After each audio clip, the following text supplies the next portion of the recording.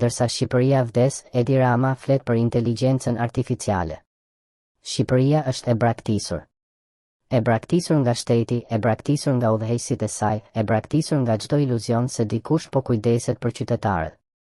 Dhe çfarë bën Edi Rama? Nafton të ndërojmë për regional, ai hackathon 2025, një event ku të rinjt, universitetet dhe bizneset do të krijojnë zgjidhje me inteligjencë artificiale. Le të jemi të qartë, shumica e shqiptarëve nuk kanë asnjë lidhje me këtë teknologji të mrekullueshme. Në fshatra e qytetet të vogla, jetojnë vetëm të moshuarit që nuk dinë si të ndezin një smartphone, nuk kanë internet në shtëpi, nuk dinë të përdorin një PS, dhe nuk e kuptojnë as konceptin e AI-s. Shqipëria reale nuk është një hackathon, është një vend ku njerëzit vdesin urie, ku pensionet nuk mbulojnë dot as 2 javë jetese përballë faturave e taksave.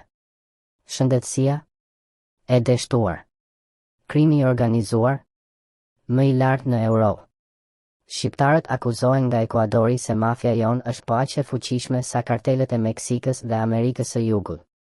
Gazetarët italianë raportojnë se përfaqësues të shtetit shqiptar janë takuar me mafien. Dhe ky Palako, po, nuk ka emër tjetër për ta quajtur, na flet për inteligjencën artificiale. Ndërkohë që qytetarët përballen me raskapitje ekonomike, mungesë mjekësie, arsim të kolapsuar dhe krim që sundon rrugët, qeveria e tyre ndërron për prototipe dhe financime për AI. Shqipëria nuk ka nevojë për një hackathon luksi, ka nevojë për ushqim, për pensione të denja, për shkolla dhe spitale funksionale dhe për drejtësi që nuk shitet. Kjo është e papranueshme.